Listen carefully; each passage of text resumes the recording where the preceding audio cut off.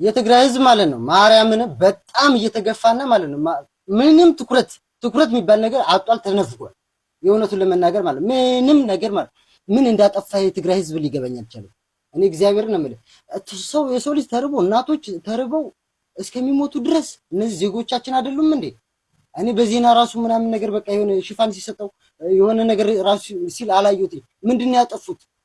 ምንድነው የትግራይ ህዝብ ያጠፋው? እኔ ግራ ነው የገባኝ። እናቶች ምግብ እስከማጣት ድረስ እስከሚደርሱ ድረስ በረሃብ ሰው እስከሚሞት ድረስ በዚህ ዘመን ኧረ በፈጣሪ ስም አለን እኮ የምግብና ምናምን ዋስትና እንትን እኮ አለን እኮ። ምንድነው ይሄን ያክል ህዝባችን እኮ ናቸው ወገኖቻችን እኮ ናቸው። ይሄን ያክል ምንድነው ሌላ ቦታ ቢሆን ኑሮ እንዴት ነው?